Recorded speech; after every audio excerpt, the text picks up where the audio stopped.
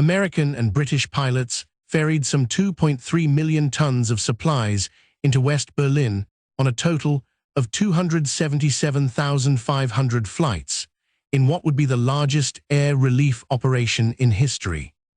Sarah Prout, almost as soon as World War II ended, the question of what to do with a defeated, destroyed Germany threatened to drive a wedge between the Soviet Union and the Western Allies. At Potsdam in 1945, the Big Three, the United States, Great Britain and the Soviet Union, agreed to divide Germany into occupation zones, with the Soviets taking the eastern half of the country and the United States, Great Britain and France dividing up the west.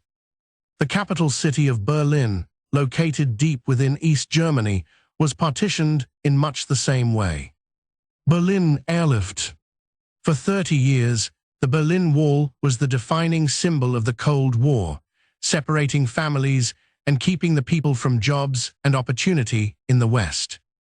3 years later, as the two sides found themselves increasingly at odds, the future of West Berlin hung in the balance. On June 24, 1948, outraged by the currency reform introduced by the United States and Britain into their occupied zones of Germany, the Soviets blocked all road, rail and water routes to the Allied-controlled sectors of Berlin. The blockade cut off the city's electricity, food and coal supply, as well as its access to the outside world. For the Allies, coming to the aid of West Berlin, a democratic island in the middle of a communist state, was non-negotiable. Over 11 months, American and British pilots ferried some 2.3 million tons of supplies into West Berlin. According to agreements made in 1945, the United States and Britain still had 3 air corridors to Berlin open to them, so they decided to airlift food, coal, and other crucial supplies into the city from Allied military air bases in Western Germany. On June 26, the United States launched Operation Vittles. Britain followed 2 days later with Operation Plainfare.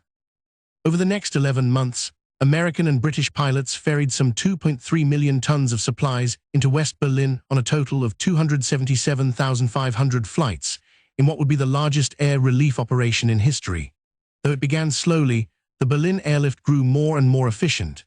At its height, in the spring of 1949, an Allied aircraft landed at Berlin's Tempelhof Airport every 45 seconds. The planes carried everything from foodstuffs and medical supplies to coal and machinery, all vital to the survival of West Berliners who were hungry, scared, and still reeling from the wounds inflicted during World War II. One of the airlift's best-known heroes, U.S. pilot Gail S. Halvorsen, dropped parcels of candy, chewing gum, and other sweets for the city's children, earning the nickname Candy Bomber.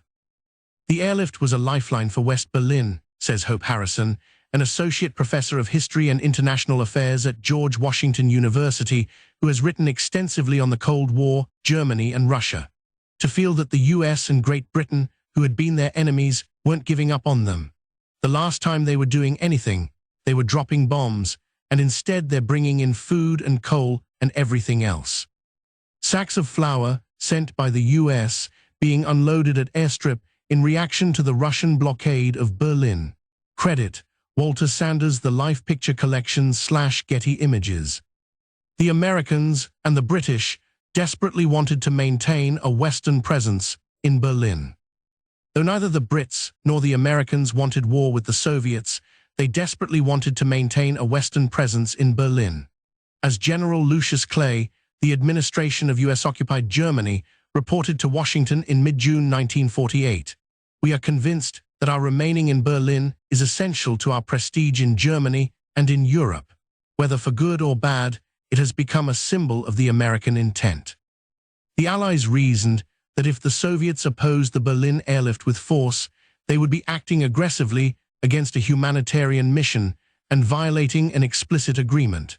Though the Soviets did harass some Allied planes during the airlift, they didn't take more aggressive steps against it, not wanting to risk all-out war with the West.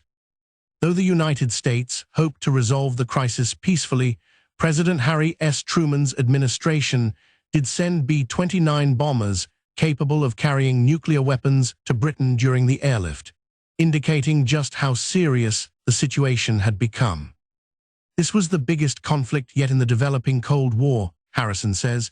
It made it absolutely clear, communists on one side, Democrats on the other. It really made that clear to the Germans. The airlift also convinced the French, she says, who had initially taken a more vindictive stance toward the German people after the war ended. It took the blockade of Berlin to persuade the French. The new enemy is the Soviets. It's not the Germans anymore, Harrison explains. It brought the French along with the US and Brits to say, look, we've now got to help the Germans because we have a bigger enemy. Stalin did not want the Berlin airlift. On May 12, 1949, the Soviets ended the blockade of Allied-occupied Berlin after 11 months, and West Berliners began welcoming the first British and American land convoys. A few weeks earlier, the Western Allies had met in Washington to form the North Atlantic Treaty Organization, NATO, and 2 weeks after the blockade was lifted, the Federal Republic of Germany, West Germany, was formally established. Stalin got exactly the opposite of what he wanted, Harrison says. He was essentially, with the blockade, trying to stop the creation of a West German state. Well, he got the creation of a West German state and a Western military alliance. Early in the airlift, when British and American planes were struggling to carry the necessary amount of cargo to West Berlin, the Soviets offered to lift the blockade if the Allies withdrew the new Deutschmark from the city. But the Allies refused, and in the fall of 1948, some 300,000 West Berliners gathered at the Reichstag to show their opposition to Soviet domination, helping to convince the Allies to continue the airlift. By the following spring, it was clear that the Berlin airlift had become a massive success.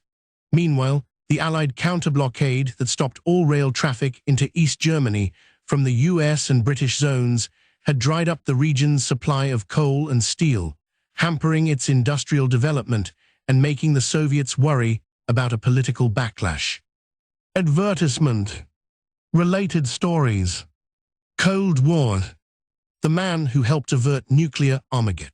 In 1983, Soviet officer Stanislav Petrov trusted his intuition and called a warning of an incoming missile a false alarm.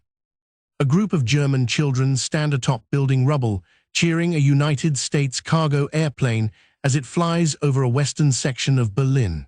Credit: Bettman Archive/Getty Images. After the Berlin airlift, a division in Europe between communist and anti-communist states was cemented. In October 1949, the German Democratic Republic East Germany was officially announced. 3 years later, Stalin's Soviet regime sealed the border between East and West Germany, leaving Berlin as the only conduit for East Germans looking to escape communism. Between 1949 and 1961, some 2.5 million of them fled via West Berlin, until in August 1961, the East German government erected the barbed wire fence that would become the Berlin Wall. The crisis over Berlin in 1948-49 had cemented the division of Europe into communist and anti-communist states, and transformed the German capital, previously identified with Nazism and Hitler, into a Cold War-era symbol of democracy and freedom. For West Germans, the Berlin airlift would instill an enduring sense of gratitude toward the United States and Britain, their former enemies who had refused to allow them to be swallowed up into the communist regime, and had helped them when they needed it most. "You helped us in our hour of need, we will help you now." Decades later, long after the Cold War faded into memory, the long-term effects of the Berlin airlift lingered. So many Berliners of that generation to this day have cans of food or powdered milk they kept as a souvenir of the airlift, Harrison says. After the terrorist attacks of 2001 on the United States, the city of Berlin took out a full-page ad in the New York Times with pictures of the airlift. It said, "You helped us in our hour of need, we will help you now."